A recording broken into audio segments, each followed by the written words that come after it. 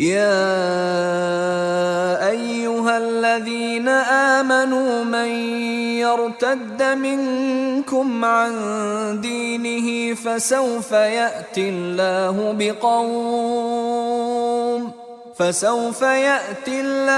بقوم يحبهم ويحبونه أذلة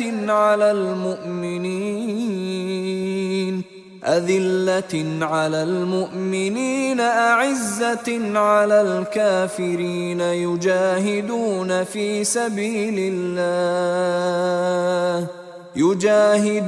في سبيل الله ولا يخافون لومة لائم ذلك فضل الله يؤتيه من يشاء واللہ واسع علیم۔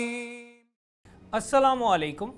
مارکہ صلیب و ہلال کی 20ویں قسط کے ساتھ ڈاکٹر حسان بخاری آپ کی خدمت میں حاضر ہیں۔ پچھلی قسط کے آخر میں ہم نے ذکر کیا تھا کہ 1268 میں سلطان بیبارس کے ہاتھوں اینٹیوک کے سقوط کے بعد شاہ فرانس لوئی نہم ایک بار پھر صلیبی جنگوں کے خارزار میں کودنے کو تیار ہو گیا تھا۔ 1250 میں 7ویں صلیبی جنگ کی شکست شاہ فرانس لوئی نہم کو بھولی نہ تھی۔ لوئی ایک راسخ العقیدہ عیسائی تھا اور اس نے یروشلم کا حصول اپنا مقصد حیات بنا لیا تھا۔ 7ویں صلیبی جنگ میں تمام فرینچ فوج کی بربادی کے بعد لوئی کو فرانس میں بہت سے داخلی مسائل کا سامنا کرنا پڑا تھا۔ ان مسائل میں وہ ایسا الجھا کہ کئی سالوں تک کسی نئی صلیبی مہم کا پلان نہ کر سکا۔ 1267 تک حالات مگر لوئی کے قابو میں آ چکے تھے اور اس نے ایک نئے صلیبی ایڈونچر کی تیاری شروع کر دی۔ 1268 میں اینٹیوک کی صلیبی ریاست کے بیبارس کے ہاتھوں خاتمے کی خبر نے لوئی کے عزم کو مزید مہمیز دی۔ 1270 تک لوئی نے 8ویں صلیبی جنگ کے لیے ایک لشکر جرار جمع کر لیا تھا۔ لوئی کا ارادہ اس مرتبہ ڈائریکٹ فلسطین پر حملہ کرنے کا تھا، مگر اس موقع پر لوئی کے شاطر بھائی چارلز آف آنجو نے 8ویں صلیبی جنگ کو ایک نئے اور انوکھے رستے پر ڈال دیا۔ چارلز آف آنجو اپنے بھائی لوئی سے بہت مختلف شخصیت کا حامل تھا۔ لوئی کے برعکس وہ اپنے قوم و مذہب پر اپنی ذات کو ترجیح دیتا تھا۔ وہ ایک جاہ طلب طالع آزما مہم جو تھا جو ہر قیمت پر طاقت اور اقتدار حاصل کرنا چاہتا تھا۔ 1266 میں سسلی اور جنوبی اٹلی کے بادشاہ مینفریڈ کو شکست دے کر چارلز آف آنجو ان علاقوں کا بادشاہ بن گیا تھا، مگر مینفریڈ کے بہت سے حامی بھاگ کر تیونس چلے گئے تھے جہاں کے مسلمان حکمران محمد المستنصر نے ان کو پناہ دی تھی۔ مینفریڈ کے دور حکومت میں المستنصر اس کو سالانہ خراج بھی ادا کرتا تھا، مگر مینفریڈ کی شکست کے بعد المستنصر نے چارلز آف آنجو کو خراج دینے سے صاف انکار کر دیا۔ ان وجوہات کی بنا پر چارلز آف آنجو المستنصر کی سرکوبی کرنا چاہتا تھا، مگر اس کے پاس تیونس کے حکمران سے تنہا جنگ لڑنے کے لیے وسائل نہ تھے۔ اب جب چارلز کو علم ہوا کہ اس کا بڑا بھائی ایک لشکر جرار کے ساتھ صلیبی جنگ کے لیے فلسطین جانے کا ارادہ رکھتا ہے تو وہ فوراً لوئی کے پاس فرانس پہنچ گیا۔ مکار چارلز نے جلد ہی لوئی کو کنونس کر لیا کہ فلسطین پر ڈائریکٹ حملے کی بجائے تیونس پر حملہ کرنا زیادہ سود مند ہوگا۔ چارلز نے دلیل پیش کی کہ تیونس سسلی کے قریب ہے اور ادھر صلیبی فوج کو رسد کی ترسیل فلسطین کی نسبت بہت آسان ہوگی۔ اس کے علاوہ تیونس پر قبضے کے بعد مصر پر یلغار کر کے بیبارس پر کاری ضرب لگائی جا سکتی ہے۔ چارلز آف آنجو نے لوئی کو یہ بھی بتایا کہ حاکم تیونس المستنصر عیسائی مذہب میں بہت دلچسپی رکھتا ہے، مگر اس کو اپنی عوام کا ڈر ہے۔ اگر ایک طاقتور صلیبی فوج تیونس پہنچ جائے تو عین ممکن ہے کہ المستنصر عیسائی ہو کر صلیبیوں کو بیبارس کے خلاف جنگ کے لیے جوائن کر لے۔ سیدھا سادہ لوئی اپنے چالاک بھائی کی باتوں میں آ گیا اور اس نے اعلان کیا کہ صلیبی فوج تیونس پر حملہ کر کے صلیبی جنگ کا آغاز کرے گی۔ اس اعلان کے بعد کئی صلیبی لوئی کی فوج چھوڑ گئے کیونکہ ان کو یہ صاف نظر آ رہا تھا کہ چوتھی صلیبی جنگ کی طرح لوئی کی اس مہم کی بھی بسم اللہ ہی الٹ ہوئی ہے۔ ان کے مطابق اس جنگ سے چارلز آف آنجو کے سیاسی عزائم تو شاید پورے ہو جاتے، مگر صلیبی کاز کو اس جنگ سے کوئی فائدہ ہونے والا تھا نہیں۔ بایں ہمہ 1 جولائی 1270 کو لوئی اپنی فوج کے ساتھ تیونس کی طرف روانہ ہو گیا اور 18 جولائی کو تیونس میں آ وارد ہوا۔ محمد المستنصر نے لوئی کی دعوت کے باوجود عیسائی مذہب اختیار کرنے سے صاف انکار کر دیا اور اپنی فوج کو مقابلے کے لیے تیار کر لیا۔ المستنصر نے فوراً بیبارس سے مدد کی درخواست کی اور بیبارس نے انتہائی تیزی سے اپنی فوج کو جمع کرنا شروع کیا تاکہ وہ المستنصر کے ساتھ مل کر صلیبیوں کا صفایا کر سکے۔ لوئی نے تیونس پر حملے کے لیے انتہائی غلط موسم کا انتخاب کیا تھا۔ جولائی میں تیونس میں سخت گرمی کا موسم تھا اور جلد ہی لوئی کی فوج گرمی کے ہاتھوں بحال ہو گئی۔ رہی سہی کسر طاعون کی وبا نے پوری کر دی، جس کی بدولت ہزاروں صلیبی لقمہ اجل بن گئے۔ شاہ فرانس لوئی اور اس کا بیٹا ٹرسٹن بھی طاعون کا شکار ہو گئے۔ 25 اگست 1270 کو لوئی پر سکرات کا عالم طاری ہو گیا۔ مرتے وقت بھی لوئی کے ذہن میں یروشلم کا ہی خیال تھا۔ جان کنی کے عالم میں اس نے بے اختیار کہا، آہ یروشلم یروشلم، اور وفات پا گیا۔ لوئی کی وفات کے چند گھنٹے بعد اس کا بھائی چارلز آف آنجو تیونس پہنچا۔ جب اس کو لوئی کی موت کا علم ہوا تو وہ سمجھ گیا کہ وہ بازی شروع ہونے سے پہلے ہی ہار گیا ہے۔ طاعون کی وبا کی بدولت اب تیونس فتح کرنے کی بجائے صلیبیوں کو جان کے لالے پڑ چکے تھے۔ چارلز آف آنجو کو خوف تھا کہ اگر اس نیم مردہ فوج پر اس وقت المستنصر نے حملہ کر دیا تو ایک بار پھر 7ویں صلیبی جنگ جیسی ذلت آمیز شکست ہو جائے گی۔ انتہائی ہوشیاری سے کام لیتے ہوئے چارلز آف آنجو نے اپنی فوج کی اصل حالت کو دشمن سے مخفی رکھا اور جلد ہی باقی ماندہ فوج کو لے کر واپس یورپ چلا گیا۔ اس طرح 8ویں صلیبی جنگ بھی صلیبیوں کی ناکامی پر منتج ہوئی۔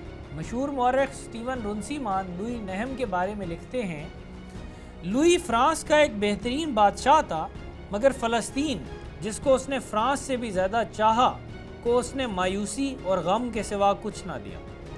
مرتے وقت بھی اس کے ذہن پر یروشلم کا وہ مقدس شہر سوار تھا جس کو اس نے کبھی نہ دیکھا تھا اور جس کو مسلمانوں سے چھڑانے کی اس کی تمام کوششیں ناکام رہی تھیں۔ جس طرح مسلمانوں کے نزدیک صلیبی جنگوں کی تاریخ میں صلاح الدین ایوبی ایک آئیڈیل لیڈر تھا، اسی طرح صلیبیوں میں لوئی نہم ایک آئیڈیل حکمران سمجھا جاتا تھا۔ لوئی نے فرانس میں ایک عوام دوست حکمران کی طرح حکومت کی۔ ذاتی طور پر وہ عیش و آرام کی بجائے اپنا بیشتر وقت چرچ میں گزارتا تھا اور اس نے اپنی سلطنت کو چھوڑ کر 2 صلیبی جنگوں کی بذات خود قیادت کی۔ یروشلم کو صلیبیوں کے لیے فتح کرنا اس کی زندگی کا مشن تھا اور اس نے اس مذہبی مقصد کے لیے اپنی سلطنت اور اپنی جان دونوں داؤ پر لگا دی۔ جب وہ مرا تب بھی اس کی زبان پر یروشلم کا نام تھا۔ لوئی کی ناکامیوں نے صلیبیوں سے ان کا یقین محکم چھین لیا۔ عام عیسائی یہ سوچنے لگے کہ اگر خدا نے لوئی جیسے راسخ العقیدہ عیسائی کو صلیبی جنگ میں فتح نہیں دی تو شاید اس کی وجہ یہی ہے کہ خدا صلیبی جنگوں کے پورے ایڈونچر کو ہی ناپسند کرتا ہے۔ لوئی کی موت کے بعد یورپ میں یہ خیال عام ہو گیا کہ مشیت ایزدی یہی ہے کہ صلیبی جنگوں میں مسلمان فتح یاب ہوں۔ ان خیالات کی بدولت یورپ میں صلیبی جنگوں کے لیے جوش و جذبہ بہت حد تک سرد پڑ گیا۔ مارچ 1271 میں بیبارس نے کرک ٹیشیولیے کے مشہور و معروف قلعے کو فتح کر لیا۔ تمام صلیبی قلعوں میں یہ قلعہ سب سے مضبوط مانا جاتا تھا اور صلاح الدین ایوبی بھی اس کو فتح کرنے میں ناکام رہا تھا۔ کرک ٹیشیولیے کا قلعہ ٹریپولی کے صلیبی شہر کے دفاع کے لیے بہت اہم تھا۔ اس قلعے کی فتح کے بعد ٹریپولی کی صلیبی ریاست بھی بیبارس کے رحم و کرم پر آ گئی۔ کرک ٹیشیولیے کی فتح کے بعد بیبارس نے ٹریپولی کو فتح کرنے کا ارادہ کیا، مگر یورپ سے آنے والی ایک نئی صلیبی مہم کی وجہ سے اس کو ٹریپولی کی مہم ملتوی کرنی پڑی۔ مئی 1271 میں انگلینڈ کے تخت کا ولی عہد شہزادہ ایڈورڈ، جو بعد میں ایڈورڈ لانگ شینکس کے نام سے مشہور ہوا، اپنے 1000 سپاہیوں کے ساتھ ایکڑ پہنچ گیا۔ جلد ہی ایڈورڈ کا بھائی ایڈمنڈ بھی کچھ فوج کے ساتھ ایکڑ پہنچ گیا۔ ایڈورڈ کی اس مہم کو بعض تاریخ دان 9ویں صلیبی جنگ کے نام سے موسوم کرتے ہیں۔ ایڈورڈ کے پاس زیادہ فوج نہ تھی، مگر اس نے اپنی امیدیں منگولوں سے وابستہ کر رکھی تھیں۔ اس کو امید تھی کہ اگر منگولز عراق کی طرف سے بیبارس پر حملہ آور ہوں تو مجبوراً بیبارس کو ان کے مقابلے میں اپنی تمام فوج کے ساتھ جانا پڑے گا اور اس موقع پر صلیبی فلسطین کی طرف سے حملہ کر کے یروشلم تک یلغار کر سکیں گے۔ ایکڑ پہنچتے ہی ایڈورڈ نے ایل خانی منگولوں کے سردار اور ہلاکو خان کے بیٹے اباکا خان سے مدد کی درخواست کی۔ اباکا خان اس وقت اپنی سلطنت کے داخلی مسائل میں کافی الجھا ہوا تھا، چنانچہ وہ صرف 10,000 فوج شام کی طرف روانہ کر سکا۔ اس فوج کو اکتوبر 1271 میں بیبارس نے آسانی سے پسپا کر دیا اور اس کے ساتھ ہی 9ویں صلیبی جنگ کی کامیابی کی تمام امیدیں دم توڑ گئیں۔ ایڈورڈ نے مسلمانوں کے علاقے میں کچھ چھوٹی چھوٹی ریڈز کیں، مگر اس کو جلد ہی اندازہ ہو گیا کہ قلیل فوج کے ساتھ بیبارس سے ٹکر لینا تباہی کو دعوت دینے کے مترادف ہوگا۔ چنانچہ مئی 1272 میں اس نے بیبارس سے امن معاہدہ کر لیا اور انگلینڈ واپس چلا گیا۔ اس معاہدے کی روح سے صلیبیوں نے بیبارس کے فتح کیے ہوئے تمام علاقوں پر اس کا قبضہ تسلیم کر لیا۔ جواباً بیبارس نے اگلے 10 سال تک صلیبیوں پر حملہ نہ کرنے کا وعدہ کیا۔ اس طرح 9ویں صلیبی جنگ بیبارس سے 1 انچ زمین بھی واپس لینے میں ناکام رہی۔ 9ویں صلیبی جنگ وہ آخری مہم تھی جس میں یورپ سے کوئی فوج صلیبیوں کی داد رسی کے لیے آئی۔ اس کے بعد فلسطین کے صلیبیوں کو یورپ سے کبھی کوئی مدد نہ مل سکی۔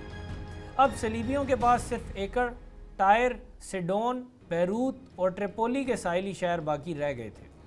بیبارس جانتا تھا کہ ان شہروں کو فتح کرنا چندہ مشکل نہ ہوگا۔ اس کو اصل خطرہ اب صرف منگولوں کی طرف سے تھا اور اس نے اسی لیے صلیبیوں سے جنگ بندی کر لی تاکہ وہ اپنا پورا فوکس منگولوں کی تھریٹ پر رکھ سکے۔ 1272 میں صلیبیوں کی طرف سے فارغ ہو کر بیبارس نے سوڈان پر حملہ کیا اور اسلامی تاریخ میں پہلی مرتبہ اس ملک پر اسلامی جھنڈا لہرایا۔ 1274 میں پوپ گریگری دہم نے ایک نئی صلیبی جنگ کا اعلان کیا، مگر یورپ کے کسی ملک نے بھی پوپ کی اپیل پر لبیک نہ کہا۔ اب اہل یورپ اور ان کے حکمران پے در پے شکستوں سے بیزار ہو چکے تھے۔ 1273 اور 1276 میں اباقہ خان نے سفارتی وفد یورپ بھیجے۔ ان وفود کا مقصد یہ تھا کہ یورپ کے حکمرانوں کو ایک نئی صلیبی جنگ لانچ کرنے پر آمادہ کیا جا سکے۔ اباقہ نے پوپ اور شاہ انگلینڈ ایڈورڈ کے نام خطوط میں اس بات پر معذرت بھی کی کہ وہ 9ویں صلیبی جنگ میں صلیبیوں کی خاطر خواہ مدد نہ کر سکا تھا۔ علاوہ ازیں اباقہ نے یہ وعدہ بھی کیا کہ اگر یورپ سے ایک نئی صلیبی مہم بیبارس سے لڑنے فلسطین آتی ہے تو وہ اپنی پوری فوج کے ساتھ صلیبیوں کی مدد کرے گا۔ اباقہ خان کی یہ ڈپلومیٹک ایکٹیویٹی بھی اہل یورپ کو ایک نئی صلیبی مہم پر آمادہ نہ کر سکی۔ پوپ اور ایڈورڈ نے اباقہ کے سفیروں کو قیمتی تحائف دیے مگر نئی صلیبی جنگ چھیڑنے سے معذوری ظاہر کر دی۔ 1277 میں بیبارس نے اناٹولیا پر ایک ریڈ کی۔ اناٹولیا اس وقت اباقہ خان کے قبضے میں تھا جس نے بیبارس سے جنگ کے لیے ایک بڑا منگول لشکر روانہ کیا۔ 18 اپریل 1277 کو البستان کے مقام پر سخت لڑائی ہوئی جس میں منگولز کو شکست ہوئی اور بیبارس ظفر مند رہا۔ البستان کی جنگ بیبارس کے شاندار کیریئر کی آخری فتح ثابت ہوئی۔ اس مہم کے تھوڑے عرصے بعد ہی سلطان الملک الظاہر بیبارس البندوق داری 1 جولائی 1277 کو مختصر علالت کے بعد انتقال کر گیا۔ سلطان بیبارس کو بھی صلاح الدین ایوبی کی طرح ورلڈ ہسٹوریکل پرسنالٹی کہا جا سکتا ہے۔ اس کے سیاسی، سفارتی اور عسکری کارنامے بے مثال ہیں۔ اگر صلاح الدین ایوبی مسلمانوں کا فلاسفر کنگ تھا تو سلطان بیبارس مسلمانوں کا واریر کنگ تھا۔ اسرت کے عالم میں پیدا ہونے والے اس شخص نے غلامی سے لے کر شاہی تک کا سفر محض اپنی خداداد ذہانت اور ول پاور کے بل بوتے پر طے کیا۔ منصورہ سے لے کر البستان تک 20 جنگوں میں اس نے مسلمانوں کی قیادت کی اور ایک دفعہ بھی شکست نہ کھائی۔ بیبارس تاریخ کے ان چند کمانڈرز میں شامل ہے جن کا دامن کبھی شکست کے داغ سے آلودہ نہ ہوا۔ لوئی نہم اور ہلاکو خان جیسے مشہور و معروف بادشاہ اس کے مقابلے میں اترے مگر بیبارس کا پلہ ہی بھاری رہا۔ اس کی فرسٹ اور فور موسٹ پرائیورٹی ہمیشہ اللہ کی راہ میں جہاد رہا۔ اینٹیوک کی فتح کے بعد جب کچھ امیروں نے اس خدشے کا اظہار کیا کہ یورپ سے اگر نئی صلیبی جنگ شروع ہو گئی تو مسلمان صلیبیوں اور منگولوں کے درمیان پس جائیں گے، تو بیبارس نے جو جواب دیا وہ اس کی شجاعت اور اولو العزمی کا منہ بولتا ثبوت ہے۔ بیبارس کا جواب یہ تھا: ماضی میں شاہ فرانس، شاہ انگلستان، شہنشاہ جرمنی اور کیسر روم ہمارے مقابلے پر آئے، وہ ہوا میں بگولوں کی طرح تحلیل ہو گئے۔ میں تو کہتا ہوں وہ دوبارہ آئیں۔ میں تو چاہتا ہوں کہ بادشاہ چارلز آف آنجو ہمارے مقابلے پر آئے اور اپنی مدد کے لیے رومیوں اور منگولوں کو بھی بلا لے۔ ہم ان کے خزانوں پر قبضہ کریں گے اور جہاد میں فتح پا کر غازیوں کے پرعظمت مقام پر فائز ہوں گے۔ مغربی تاریخوں میں بیبارس کو عموماً بہت منفی انداز میں پورٹرے کیا جاتا ہے۔ اینٹیوک میں آرمینینز کے قتل عام کا ذمہ دار بھی مغربی مورخین بیبارس کو ٹھہراتے ہیں اور اس ایپیسوڈ کے ذریعے بیبارس کو ایک خون آشام وحشی کے طور پر پورٹرے کرنے کی کوشش کرتے ہیں۔ یہی مورخین مگر صلیبیوں اور منگولوں کے وہ روح فرسا مظالم بھول جاتے ہیں جن کے رد عمل میں بیبارس کو سخت رویہ اپنانا پڑا۔ صلاح الدین کی نرم دلی سے صلیبیوں نے بہت ناجائز فائدے اٹھائے تھے اور اس کی ہر رحم دلی کا جواب ظلم، دھوکے اور عہد شکنی سے دیا تھا۔ صلیبیوں کے ان کالے کرتوتوں کی سزا ان کو بیبارس کی شکل میں ملی، جس نے ان کو انہی کے سکوں میں جواب دیا اور خوب دیا۔ بیبارس کو وحشی کہنے والے اس کی لاسانی کلچرل اچیومنٹ سے بھی صرف نظر کر جاتے ہیں، حالانکہ بیبارس اہل علم کا انتہائی قدردان تھا اور اس نے قاہرہ میں اس دور کی سب سے عظیم الشان یونیورسٹی بھی بنوائی تھی۔ بیبارس کے بنائے ہوئے کئی مدرسے، لائبریریز اور مساجد آج بھی قائم ہیں اور ان میں سے اکثر اعلیٰ فن تعمیر کا بہترین نمونہ ہیں۔ سوشل ویلفیئر کا اس دور کا بہترین نظام بھی اس ذہین حکمران نے متعارف کرایا۔ ہر سال سرکاری آمدن کی ایک خطیر رقم صرف شہداء کے لواحقین کے لیے مختص کی جاتی تھی اور شہداء کی اولاد کی تعلیم اور مالی خوشحالی کو سلطان خود انشور کرتا تھا۔ برطانوی مورخ سٹیون رنسیمان سلطان بیبارس کے بارے میں لکھتے ہیں، سلطان بیبارس کی موت سے صلاح الدین ایوبی کے بعد صلیبیوں کا سب سے بڑا دشمن ان کی راہ سے ہٹ گیا۔ جب بیبارس سلطان بنا تھا تو اس وقت غزہ سے سلیسیا تک کے ساحلوں پر صلیبیوں کا قبضہ تھا۔ اس کے علاوہ اندرون فلسطین میں بہت سے قلعے بھی ان کی مشرقی سرحدوں کو تحفظ دیے ہوئے تھے۔ اپنے 17 سالہ دور حکومت میں بیبارس نے صلیبیوں کو ساحل کے ساتھ گنتی کے چند شہروں تک محدود کر دیا تھا۔ اس نے صلیبیوں کے مکمل خاتمے کو یقینی بنا دیا تھا، گو کہ اپنی زندگی میں وہ اس کو نہ دیکھ سکا۔ کوئی اندازہ کر سکتا ہے اس کے زور بازو کا، نگاہ مرد مومن سے بدل جاتی ہیں تقدیریں۔ بیبارس کی موت کے کچھ عرصے بعد ہی اس کا پرانا دوست اور دست راست کلاؤن الصالحی سلطان مصر و شام بن گیا۔ سلطان بننے کے کچھ ہی عرصے بعد 1281 میں کلاؤن کو اپنے دور حکومت کے سب سے مشکل چیلنج کا سامنا ہوا۔ یہ چیلنج منگولوں کا شام پر بھرپور حملہ تھا۔ بیبارس نے اسی شو ڈاؤن کے لیے بہت تیاری کی تھی، مگر اس کا دبدبہ کچھ ایسا تھا کہ اس کی زندگی میں الخانی منگول حکمران اباقا خان نے شام پر فل فلیج حملہ کرنے کی جرأت نہ کی۔ اب 3 سال کی تیاری کے بعد اباقا نے اپنے بھائی منگو تیمور کی قیادت میں ایک بہت بڑا لشکر شام پر حملہ کرنے کے لیے بھیجا۔ منگول لشکر کی تعداد 60,000 سے 1 لاکھ کے درمیان بتائی جاتی ہے۔ کلاؤن بھی اپنی پوری فوج کے ساتھ مقابلے میں نکلا۔ اس کی فوج کی تعداد 40 سے 60,000 کے لگ بھگ۔ 30 اکتوبر 1281 کو ان دونوں عظیم الشان لشکروں کا ٹکراؤ ہومس شہر کے باہر ہوا۔ یہ لڑائی صحیح معنوں میں کلیش آف ٹائٹنز تھی اور اس لڑائی نے صلیبیوں کی قسمت کا فیصلہ بھی کر دیا۔ اگر منگولز جیت جاتے تو صلیبیوں کو شام میں اپنی ریاستوں کو برقرار رکھنے کا ایک اور موقع مل جاتا، مگر سخت لڑائی کے بعد منگولز شکست کھا گئے اور شام سے پسپا ہونے پر مجبور ہو گئے۔ نتیجتاً صلیبی ریاستوں کی قسمت پر بھی مہر لگ گئی۔ اب سوال یہ نہیں تھا کہ کیا صلیبی شام و فلسطین میں سروائیو کر سکیں گے، کیونکہ ہومس کی لڑائی کے بعد یہ بات تو اظہر من الشمس ہو چکی تھی کہ اب ان کا سروائیول ناممکن ہے۔ اب سوال صرف یہ تھا کہ صلیبی کب تک سروائیو کر سکیں۔